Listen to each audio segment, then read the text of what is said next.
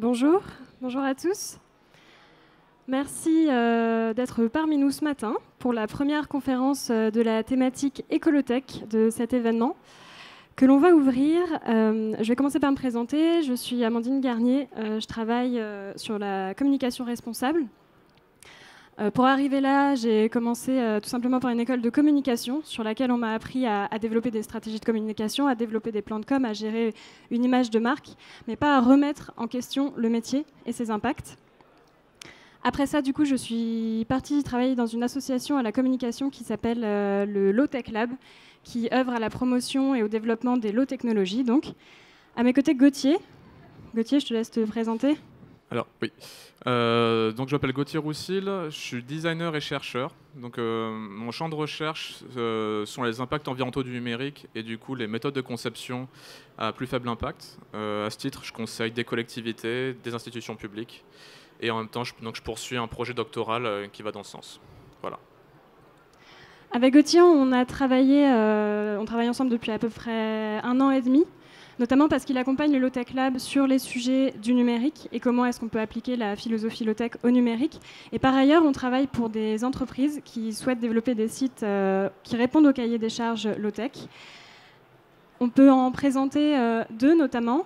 Est-ce qu'on peut, s'il vous plaît, à la régie, passer les... Voilà, donc le site pour le Low Tech Lab, le site de Kairos, qui est une entreprise en Bretagne. Est-ce qu'on peut passer l'autre aussi, s'il vous plaît ? Encore. Est-ce qu'on peut avoir la prochaine ? Et donc, pour travailler sur ces sites, comme vous l'imaginez, c'est un jeu de négociation entre Gauthier qui travaille sur les impacts du numérique, moi qui travaille sur les stratégies de communication pour répondre donc aux enjeux des clients. Autour de ça, des développeurs web, des concepteurs, rédacteurs, des directeurs artistiques, ce qui donne des discussions assez houleuses. 2 sites, 2 approches. Gauthier, est-ce que tu peux nous partager un petit peu nos rôles déjà et les enjeux de ces sites ? Alors, le mot low-tech, c'est un mot compliqué, moi que j'ai pas tendance à vouloir utiliser avec le numérique. Je trouve que ça n'a pas spécialement d'intérêt à partir du moment où on se base sur la puissance de calcul, donc des circuits intégrés, donc la gravure sur silicium. C'est très dur de se dire qu'on fait du low-tech en numérique à partir du moment où il y a une industrie globalisée qui produit des circuits intégrés. Donc l'idée, c'est pas de définir à partir de ce que va être la technologie derrière ça, mais plutôt les usages qu'on en fait.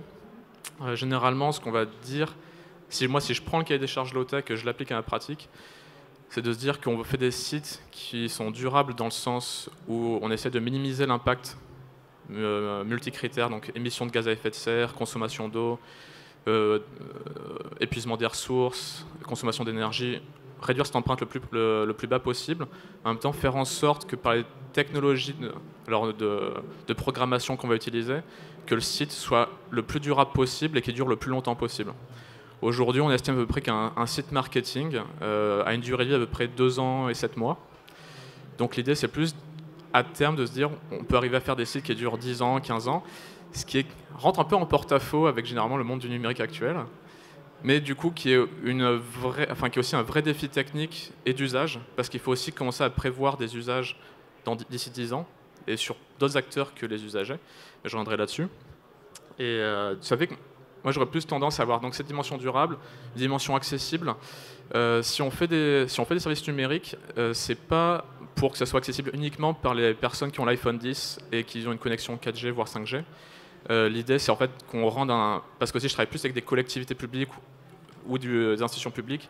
L'idée, c'est qu'on fasse un service qui soit ouvert à tous les citoyens et donc qui s'adresse dès le départ à des gens qui ont des téléphones bas de gamme avec une faible connectivité. Et c'est à partir de là en fait, qu'on va piloter notre projet. Et donc il y a une dimension d'accessibilité technique qui pour moi est très importante.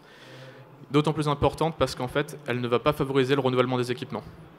C'est ça qui est aussi très important sur la question du numérique. Les équipements utilisateurs sont une des principales sources d'impact. Donc faire en sorte que nos services numériques qu'on déploie ne forcent pas l'usager à aller acheter un nouvel iPhone parce qu'en fait c'est en train de ramer, ça plante. C'est aussi ça qui fait une question d'accessibilité et qui favorise les politiques de durabilité et pas les politiques d'obsolescence. Et la dernière, je l'avais écrite tout à l'heure en faisant l'article du Low Tech Lab en plus, mais je m'en souviens plus. Durable, accessible et utile, c'est vrai. Tu viens de me voler la définition des low-tech, telle qu'on la donne au Low-Tech Lab. Parce que, donc justement, je ne sais pas qui parmi vous connaît bien la démarche low-tech, la définition des low-tech. Nous, en tout cas, la définition qu'on en donne au sein du Low-Tech Lab, qui n'est pas partagée par toutes les personnes qui travaillent sur le sujet, c'est tout objet, système, savoir-faire, démarche qui repose sur, enfin en tout cas qui fait reposer l'usage de la technologie ou de la technique sur 3 notions, utile, accessible et durable. Utilité dans le sens où elle va servir l'individu et le collectif. L'accessibilité aussi bien en termes de coût que de savoir-faire, c'est-à-dire de compréhension par les utilisateurs, d'accessibilité des compétences à faible portée, on va dire à faible distance, pour faire fonctionner, maintenir, etc. la solution en place. Et la durabilité de la mise en œuvre, enfin de la création de la technologie jusqu'à son usage et évidemment sa fin de vie. Toi, tu dis que ce terme-là, on ne peut pas l'utiliser dans le numérique. En l'occurrence, nous, dans notre position, on fait beaucoup de communication. Qui dit communication dit numérique. Quand on essaie d'y associer la dimension low-tech, on est en dissonance, aussi bien au sein du Low-Tech Lab quand on travaille sur ces sujets-là ou quand on est communicant. Pourquoi est-ce que, selon toi, ce terme ne fonctionne pas à l'échelle du numérique ? Alors, ce qu'on va faire, c'est qu'on on va dire de quel numérique on parle. Quand on parle numérique ici, c'est un mot chapeau, le numérique qui englobe plein de choses. En fait, aujourd'hui, nous, quand on parle de numérique ensemble, on parle principalement d'un modèle de développement assez américain, qui est basé sur une augmentation du trafic, avec différents types d'usages qui ont été largement poussés par la sphère entrepreneuriale américaine. Donc nous, on parle plus de ça, en fait. On parle principalement de l'écosystème GAFAM, qui est aujourd'hui un écosystème qui tire à 90% de ses revenus de la publicité. Donc, en fait, c'est ça dont on parle. C'est-à-dire le monde du numérique utile à la recherche, que ce soit en France, le réseau Renater, etc., ça, c'est pas un sujet pour nous. Le sujet, c'est la question du web commercial. Et notamment d'un web commercial qui est structuré pour faire de l'engagement, générer des revenus publicitaires et la récolte de données. Donc ce mode de développement est fait repose sur des ressources abondantes, généralement. Et la question on va dire de l'empreinte environnementale de cet écosystème a été pas réellement abordée dans les dernières années. Et donc aujourd'hui, la question qu'on se pose, et c'est la question qu'on pose à travers le low-tech avec les projets de low-tech et du low-tech lab, c'est de renverser la question de renverser la proposition qui dit quel monde est possible grâce au numérique, mais c'est aussi de se dire quel numérique est possible dans un monde soutenable. Parce que la question n'a pas encore réellement été posée, et du coup on n'a pas vraiment de méthodes, d'outils, d'usage qui permettent d'en arriver là. Alors attends, du coup, est-ce que je vais trop loin dans le déroulé ou pas ? Est-ce que tu peux nous faire un récapitulatif de l'empreinte du numérique à l'heure actuelle, ouais. Et surtout d'où est-ce qu'il vient ouais. Quand on parle justement d'infrastructure, mais aussi de comment est-ce qu'on développe ou comment est-ce qu'on utilise le numérique à l'heure actuelle ? Alors en fait, aujourd'hui, si je fais un instantané, on va dire, sur un indicateur qui sont les gaz à effet de serre, le numérique n'est pas un des plus gros secteurs. Il y a bien évidemment il y a le transport, il y a la production d'énergie, il y a l'agriculture. Par contre, le numérique, ce qui inquiète aujourd'hui les gens qui travaillent dans la transition et les gens qui travaillent aussi dans le numérique à faible impact, c'est que c'est le seul secteur industriel qui aujourd'hui a des taux de croissance extrêmement élevés par rapport à tout le reste des autres secteurs. C'est-à-dire qu'on a un secteur aujourd'hui dont le taux de croissance de la consommation énergétique augmente de 9% par an. La moyenne mondiale, on est plus autour de 1,5. On a un secteur dont le taux de croissance des émissions de gaz à effet de serre augmente de 8% par an. La moyenne mondiale est bien en dessous de ça aussi. Et en fait, c'est-à-dire qu'avec un taux de croissance à 8%, en fait, on double nos émissions en 9 ans à peu près. Donc aujourd'hui, c'est pour ça qu'on se pose la question du numérique, c'est de se dire est-ce qu'on en parle maintenant pour ne pas se récolter un serpent de mer d'ici 2030 ?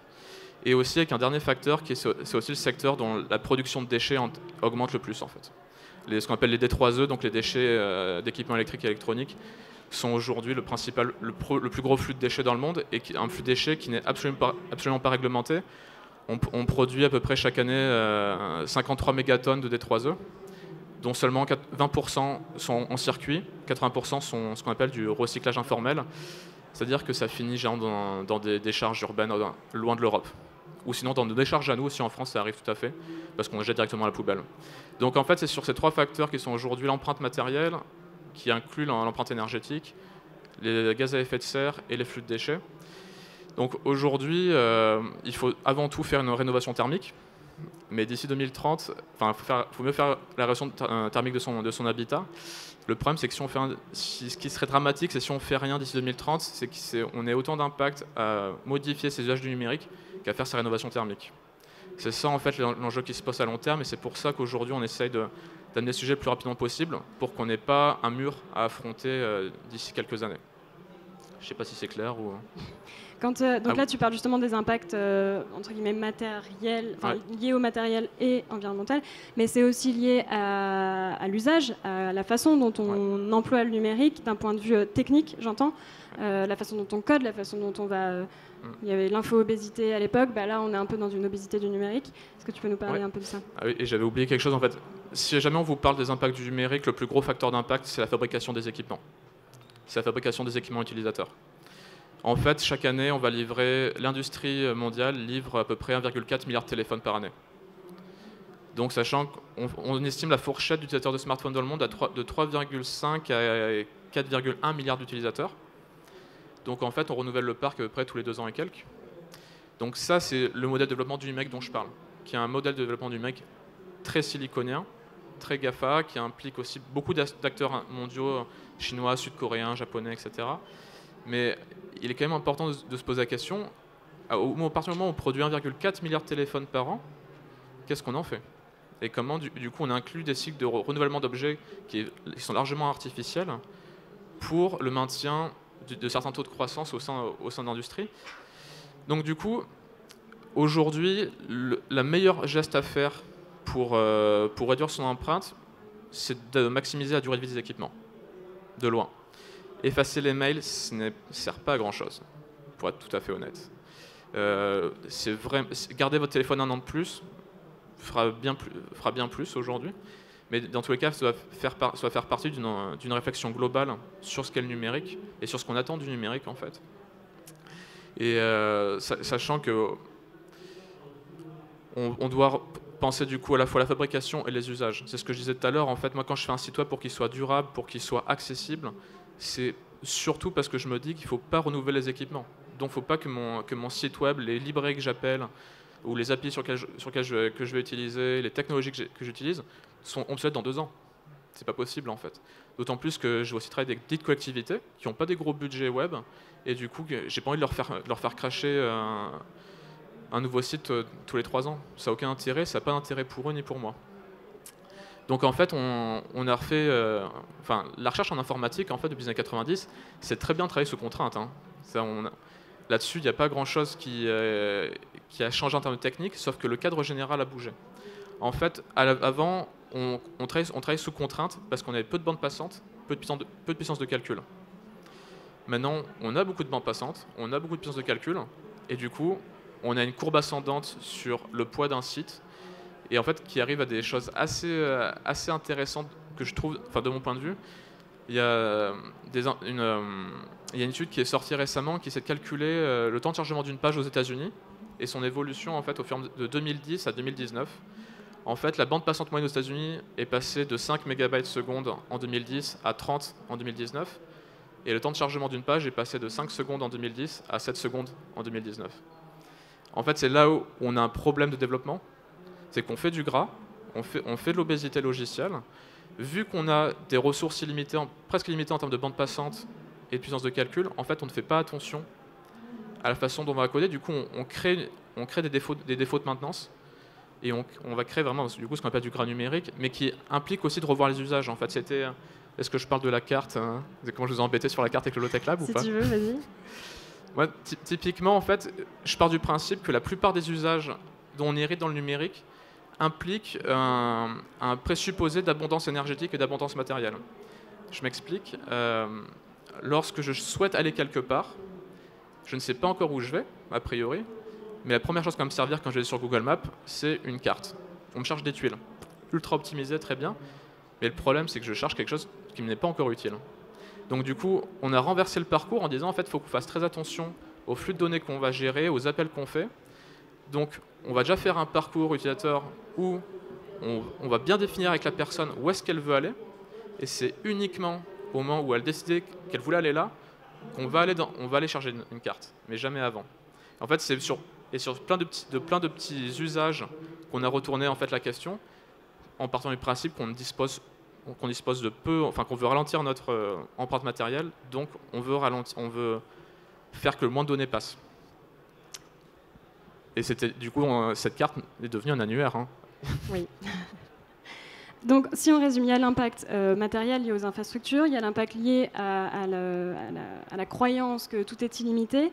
Il y a aussi une approche un peu dans l'éthique, dans la philosophie de l'usage qu'on fait du numérique. Là, on sort peut-être de l'impact environnemental, peut-être on touche plus du doigt l'impact sociétal, si je puis dire. Qu'est-ce qu'on peut mettre en œuvre aussi sur cet axe-là ? Alors, du coup, j'avais oublié un point important. Merci d'avoir fait nos fiches ensemble hier soir à l'hôtel.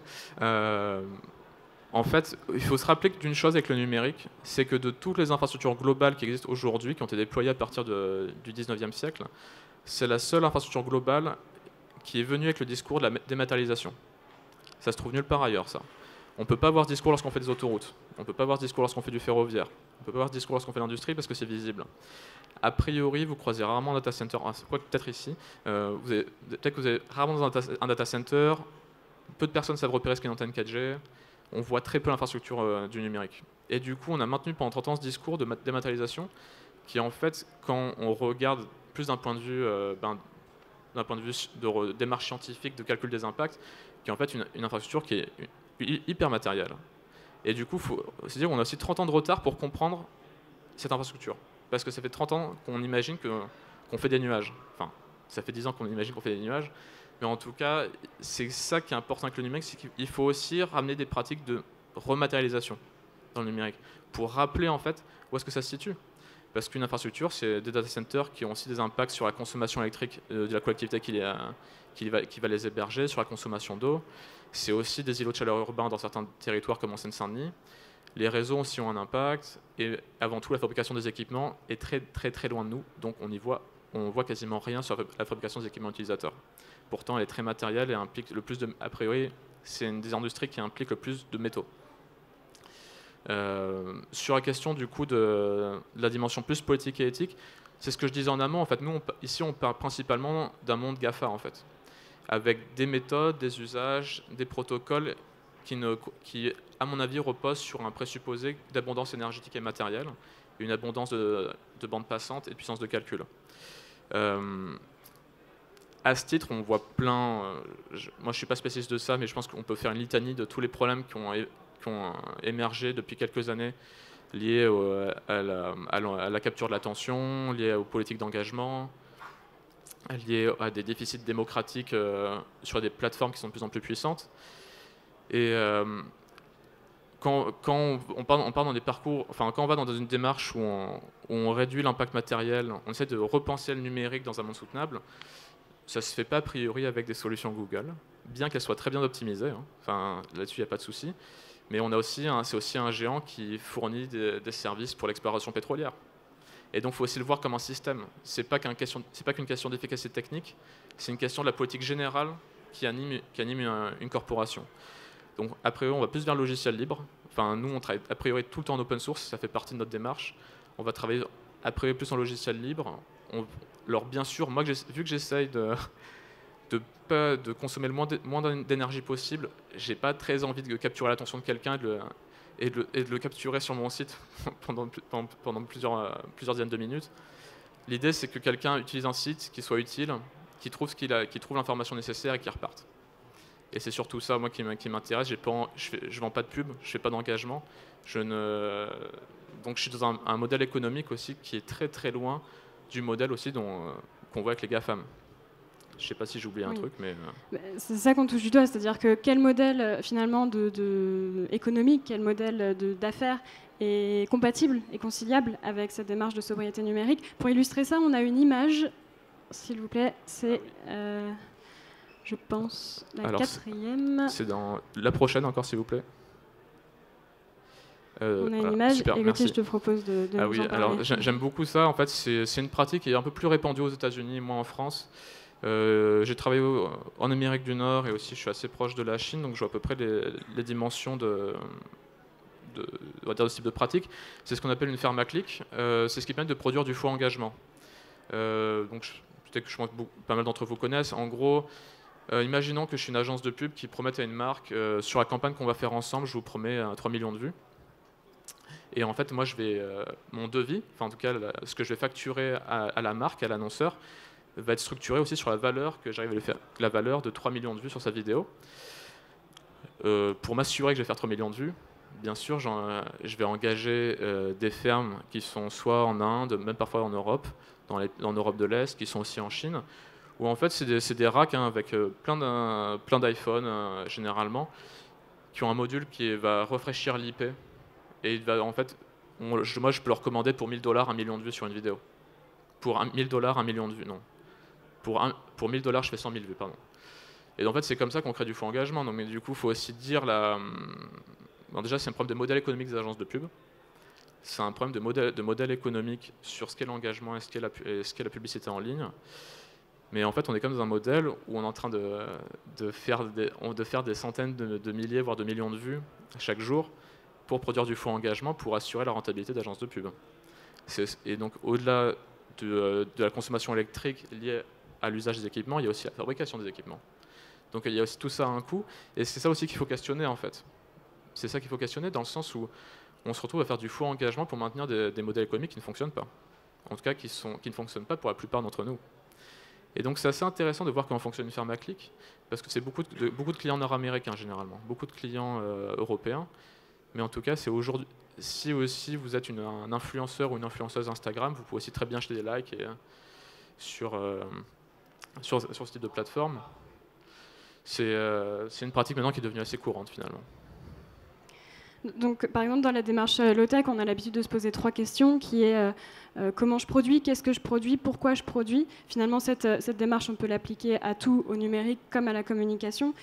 Dans la communication responsable aussi, donc on va évaluer l'impact environnemental de ce qu'on va créer pour la communication, donc des supports. On va se poser la question de ce qu'on raconte, est-ce que ce qu'on dit est vrai, honnête, ne va pas berner, on va dire, les personnes qui vont réceptionner les messages. Et le dernier point, et qui est finalement peut-être le plus important, c'est celui des imaginaires qu'on va promulguer et des modèles qu'on va promouvoir. Quand on parle de ça, on parle souvent de technosolutionnisme. Et dans ce courant-là du numérique, il y a notamment une notion qui est celle de la tech for good, qui est abordée dans d'autres notions. Est-ce que, selon toi, ça peut répondre à ces enjeux? Comment est-ce qu'on utilise le numérique pour faire le bien, entre guillemets? Enfin, il faut définir le numérique, il faut définir le bien. Dans tous les cas, le modèle économique aujourd'hui des GAFAM n'est pas quelque chose... Enfin, il y a aussi des enjeux géopolitiques derrière ça, en fait. Ce qu'on va plus dire maintenant dans le cercle des relations internationales, c'est qu'on vit dans un monde post-américain, pré-GAFAM, où il y aura un renversement, alors déjà que l'État américain, qui aime bien au service des GAFAM à travers différentes législations comme le Cloud Act, etc., on peut voir un renversement s'opérer dans les années à venir, enfin un renforcement d'une politique actuelle qui est aujourd'hui le fait qu'on a un État américain, s'il est encore debout d'ici quelques années, qui va être entièrement au service des GAFAM, parce que c'est leur principale industrie. Enfin, Apple a une plus grosse capitalisation boursière que l'ensemble du FSTE, enfin du CAC 40 anglais. À quel moment, du coup, nous, on interagit là-dessus? L'Europe, en fait, a tenté... C'est dommage, on a failli mettre une taxe GAFAM à fin février. C'est passé à 2 jours de négociation près, parce qu'en fait, on s'est pris un embargo, enfin, on s'est fait menacer d'embargo sur le vin français et les voitures allemandes, quoi. Donc, il y a aussi, au-delà de ça, il y a un modèle économique lié à l'industrie américaine qui aussi nous lie de façon géopolitique avec des acteurs qui sont de moins en moins des alliés, et aussi qui auront plus de puissance dans nos services et dans nos infrastructures. C'est là aussi en fait, où il y a des grosses inquiétudes qui montent au niveau européen, au niveau de la Commission européenne, et qui doit aussi poser question de gouvernance au niveau des États. Et donc, je dis ça en fait parce que leur modèle économique doit aussi être interrogé, et du coup, ce qui pose 2 questions qui sont connexes. Quel modèle pour l'Europe et quel modèle économique pour le numérique en Europe? Est-ce qu'on veut continuer à faire de l'engagement? Est-ce qu'on se base sur un système qui a 90% de ses revenus au total mondial, c'est de la publicité? Est-ce que c'est vraiment là-dessus qu'on veut piloter le numérique? C'est pas moi de décider, mais pour moi c'est un débat public à avoir au niveau européen, au niveau national. Et à mon avis, le modèle économique tel qu'il est aujourd'hui, par l'empreinte matérielle grandissante qu'il a, pose des questions. Et à mon avis, l'Europe a une marge de manœuvre là-dessus pour se créer un espace à travers le levier que sont les impacts environnementaux du numérique pour aussi penser son modèle de développement. Et donc du coup un modèle économique qui serait autre, mais que je ne vous définirai pas forcément ici. Donc si on rentre un peu dans le concret, on a vu passer 2 sites sur lesquels on a travaillé.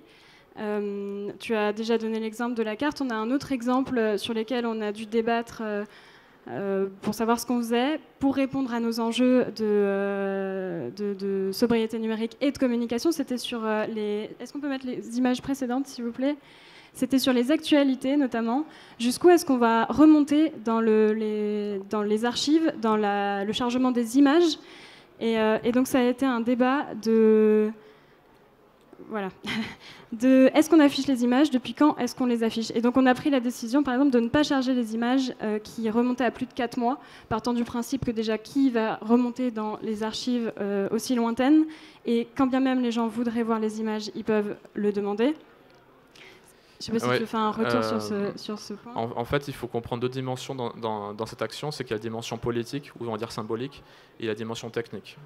Faire ça, en fait, ne plus afficher une image, c'est en fait enlever une requête, ce qui n'a finalement qui a peu d'impact sur le cycle de vie du site web. Par contre, c'est plus en termes d'imaginaire. C'est là où la dimension politique et symbolique doit s'activer. C'est pour dire en fait il n'y a pas forcément de la permanence. Tout n'est pas accessible tout le temps en permanence. Il peut y avoir du différé, il peut avoir. On n'est pas forcément d'avoir tout le temps tout en direct, et on n'est pas obligé de tout le temps tout afficher en fait. Nous, on a basé notre modèle de développement du numérique sur le fait qu'on a beaucoup de bandes passantes et beaucoup de puissance de calcul, donc on ne se pose pas la question en fait. On ne se pose pas la question de savoir si on affiche ou pas les images, sachant qu'une personne, alors c'est un autre exemple que je donnerai peut-être plus tard, mais il est intéressant de se dire que d'autres façons de penser l'interaction, et donc du coup de définir le développement sont possibles. Et parce que pour l'instant, on vit tous dans un boulevard haussmannien du développement numérique. Et il est intéressant de voir quels sont les chemins connexes, en tout cas les chemins de passe qui vont aller au-delà de ça. Moi, par exemple, sur un projet européen que je pilote, c'est un service de création de sites web à faible impact et très accessible pour les petites collectivités françaises, sur une base d'usage de 500 à 10 000 habitants. Et moi, un des cas d'usage qui me tient à cœur, c'est de savoir comment un agriculteur, alors je viens du Cantal, donc je le pilotais aussi dans le Cantal, comment un agriculteur dans le Cantal va vivre une période de sécheresse, et notamment comment le matin, depuis son exploitation, il va se connecter avec un réseau 3G pourri sur un téléphone pas de dernière gamme pour savoir combien d'eau est disponible par l'été préfectoral qui a été publié la veille. Moi, c'est ce type de parcours qui m'intéresse, en disant, sachant qu'il y a très peu de réseaux et un mauvais équipement in fine, comment on fait pour que l'information soit la plus légère possible pour qu'elle réponde très rapidement à ce dont il a besoin. C'est aussi ça, c'est sur ce type de questions qui sont très situées dans des pratiques, qui sont très situées à la réalité de territoire ou existant ou à venir, qu'on se pose ce genre de questions. Et du coup, c'est pour ça qu'on a aussi donné la capacité d'afficher ou pas les images. Il y a aussi plein de designers qui travaillent là-dessus, c'est-à-dire en fait finalement, dans aussi une logique de captation de l'attention, est-ce qu'on a tout le temps besoin d'afficher les images ? Parce qu'aujourd'hui, on utilise beaucoup la vidéo notamment pour faire l'engagement, pour capter l'attention. Est-ce que dans une situation précise, et c'est bien là qui est intéressant, c'est par rapport à une situation précise dans ce Low-Tech Lab avec leur propre stratégie d'entreprise et leur propre public, est-ce que c'est intéressant ? Du coup, l'espèce de tendance qu'on a de développement, on peut la réinterroger à l'aune de notre situation précise qui est celle du Low-Tech Lab. C'est ça, moi, qui m'intéressait à ce moment-là. Et à ce propos, donc là, on vous a montré 2 sites. Je ne sais pas si, en allant dessus, vous auriez su qu'il y avait eu un gros travail derrière d'optimisation pour atteindre ce cahier des charges de sobriété numérique. Je peux me la péter ? Vas-y, je t'en prie. En fait, je pense que c'est des métriques qui font plus rêver personne depuis des années. Et moi, du coup, je fais revenir ça. La page d'accueil du Low-Tech Lab fait faire à peu près 110 kilooctets et ne fait que 5 requêtes. Voilà. Donc c'est pour dire en fait, on arrive maintenant à des niveaux d'orfèvrerie en fait, où du coup derrière c'est documenté, il n'y a pas de dette technique, il n'y a pas de gras en fait. Et du coup la capacité du site à pouvoir être maintenue est largement augmentée. Et sur Kairos, l'autre site, alors c'est deux projets différents parce que sur Low-Tech Lab j'étais en pilotage de projet, sur Kairos j'étais en posture de chercheur parce que c'est aussi un projet pour mon doctorat. Et sur Kairos, on est arrivé avec une méthode qu'on expliquera plus tard, à une page d'accueil qui fait 84 kilooctets et 6 requêtes. et ça se voit pas trop, hein. Et surtout avec un enjeu qui était que ça ne se voit pas sur ce site-là. La volonté des dirigeants qui étaient donc commanditaires de ce site-là, c'est de dire nous on veut aller dans cette démarche-là, mais on veut montrer que c'est possible d'y aller sans perte d'esthétisme, d'usage, etc. À l'inverse, sur le site du Low-Tech Lab, on voulait que ça se voit. Donc on affiche le poids des images, on n'utilise que des images tramées, on en met moins, il y a beaucoup plus de pédagogie, mais c'était justement pour montrer que c'était possible de revendiquer ce point-là ou non, pour ancrer aussi ses valeurs, ses engagements, etc. Pour une petite anecdote, en fait, tous les gens qui ont bossé depuis quelques années dans le low-tech numérique, enfin dans ce qu'on appelle low-tech numérique, en fait, si on a commencé à avoir d'autres méthodes de traitement de l'image, c'est parce que sinon, personne ne savait que nos sites étaient éco-conçus, en fait.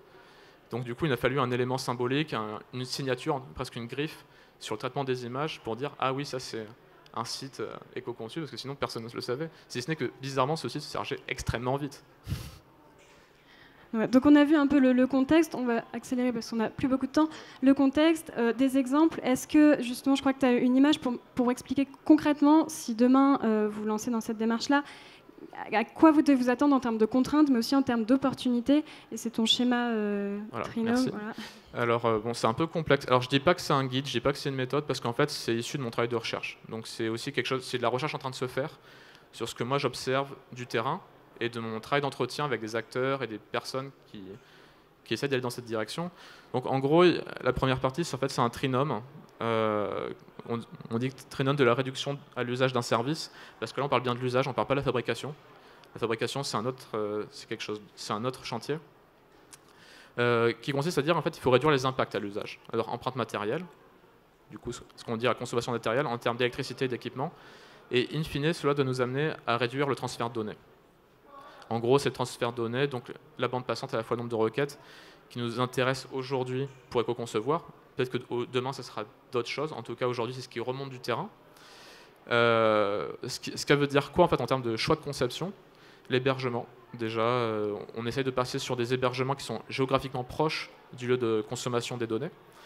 Des data centers qui sont avec une bonne excellence, enfin qui ont ce qu'on va dire un PUE, donc un Power Usage Effectiveness, qui est inférieur à 1.1.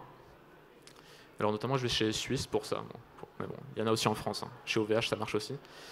Et qui ont des politiques aussi de réusage du matériel dans les data centers qui sont intéressantes, parce que comme d'habitude, c'est la fabrication des équipements qui est un des principaux enjeux. Je réduis beaucoup de scripts, donc je réduis beaucoup l'appel à des librairies externes ou des API, pour pas aussi dépendre de ça. Et pour éviter le nombre de requêtes, on réduit le nombre de contenus où soit on les optimise, ou on les optimise. On ne fait pas appel à des services tiers de captation de la donnée. Typiquement sur le tracking, on n'utilisera jamais Google Analytics. On utilisera des solutions où c'est stocké en local comme Matomo ou d'autres services. On fait un code propre et documenté. Ça arrive. Et du coup, l'expérience de navigation doit être simplifiée dans le sens où on n'est pas là pour capter l'attention, on est là pour que des gens qui cherchent une information ou une interaction spécifique y aient accès et puissent, à partir de ça, continuer leur parcours autre part. Ce qui veut dire quelque chose qui est assez facile. Enfin, les résultats qu'on observe aujourd'hui, en tout cas, c'est plus des effets de bord, pas forcément ce qu'on cherchait à la base, mais du coup, c'est ça qui se passe. Donc, en termes d'accessibilité technique, du coup, toutes les personnes qui ont des smartphones, enfin des smartphones pas très bonne qualité et en 3G, ont la même expérience de navigation qu'une personne en iPhone 12 avec un forfait 4G limité. Ce qui est aussi un enjeu démocratique et citoyen. Du coup, vu qu'on est des sites très rapides, alors, en termes de référencement, bon, on explose tous les scores, hein. Alors qu'on le veuille ou non, en tout cas, bon, ça marche très bien. Donc on est plus sur des sites qui sont tout le temps à des scores de 100% sur Lighthouse ou sur PageSpeed Index. On respecte les données personnelles parce qu'on n'en capte pas sur les services tiers. Tout est stocké en local. Donc on règle aussi certaines questions de GDPR, de RGPD, pardon. On ne capture pas l'attention et on essaie de favoriser la durée de vie des équipements en ayant des sites qui consomment le moins de puissance de calcul possible, le moins de bande passante. C'est à peu près ça où on en est aujourd'hui. Et je dis très rapidement ce qu'on a tenté avec Kairos ou pas? On arrête là. Très rapidement parce qu'on n'a plus beaucoup de temps. Alors j'ai tenté une méthode expérimentale qui faisait partie de mon doctorat du coup avec Kairos. On n'est pas parti d'un budget financier pour concevoir le site, on est parti d'un budget électrique. J'aurais donné 10 kWh mois pour concevoir le site, ce qui implique en fait un poids de page moyen qui était un peu moins de 240 kilooctets, je crois. Et en fait, c'est à partir de ce budget électrique qu'on a structuré toute la conception.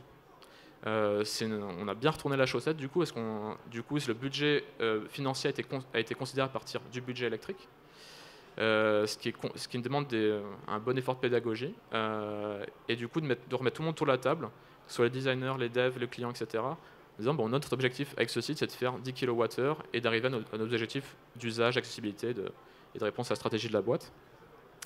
Et ça, le développeur s'est éclaté, en tout cas. Ça a assez bien marché. Oui, toi un peu moins. Ouais. Non, donc si je résume, il y a effectivement tout l'impact du matériel. Ensuite, on a un levier d'action sur quand on met les mains concrètement dans la technique de développement, etc.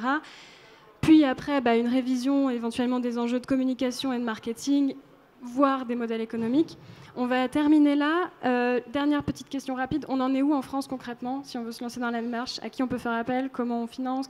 On en est où pour aller dans ce sens? Alors déjà, on a la loi économie circulaire qui va être active dans pas très longtemps, qui va demander à la commande publique de largement favoriser l'éco-conception web et l'éco-conception logicielle.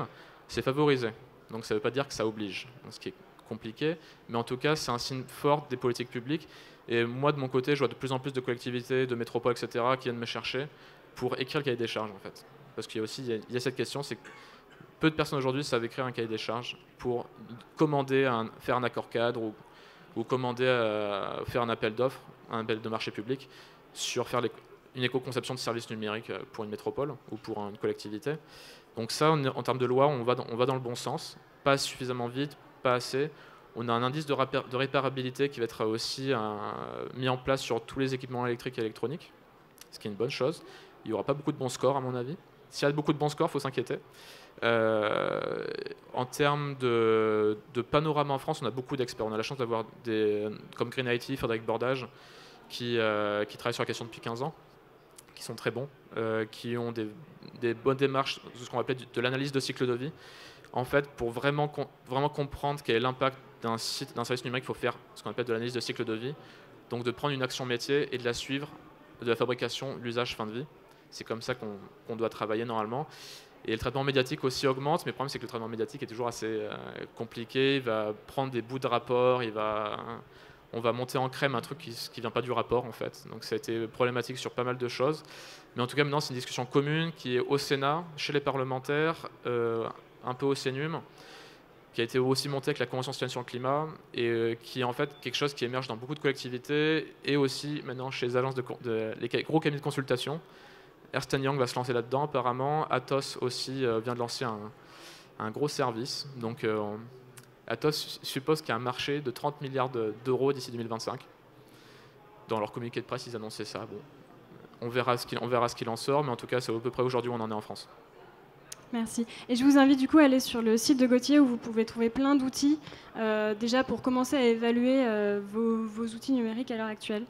Merci beaucoup. J'espère qu'on vous a apporté des éléments d'information qui vous auront intéressé. Je ne sais pas si on a le temps pour quelques questions.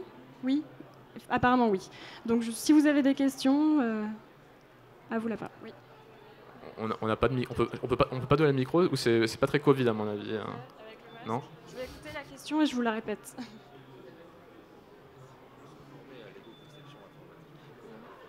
Si on veut se former à l'éco-conception informatique, comment on peut faire? Alors les formations commencent à émerger, parce qu'en fait le problème c'est qu'on a un gros déficit en formation en France, enfin partout dans le monde en fait. Les anciens de la recherche informatique savent très bien travailler sous contrainte, mais le problème c'est qu'ils le font plus ou ils font autre chose. En termes d'éco-conception, il y a des formations qui commencent à émerger, je crois, chez Simplon. Sinon en termes vraiment d'aspect plus de compréhension de l'impact environnemental, il y a Green IT qui fait des formations, il y a Dès Demain avec Julie Orgelet qui fait des formations, analyse de cycle de vie de services numériques. Il n'y a pas d'école, non. Je crois que d'ici un an ou deux, il y aura des écoles qui se positionneront dessus, en dev, mais je ne les ai pas en tête. Et en termes de design, moi aussi, tout ce que je fais en open source, tout ce que je fais en Creative Commons, donc du coup, moi, je fais des formations à travers ce que je produis, et notamment, j'essaie de faire des formations gratuites. Parce qu'en fait l'enjeu c'est de former le plus de gens possible. Je n'ai pas envie de faire du gros business là-dessus. Donc les formations arriveront entre cette année et l'année prochaine. En tout cas pour faire l'éco-conception web. Il y a une autre question. Non, c'est bon, tout le monde est parti. Bon. Bah, quoi qu'il en soit, on reste dans les parages. Merci beaucoup. Merci.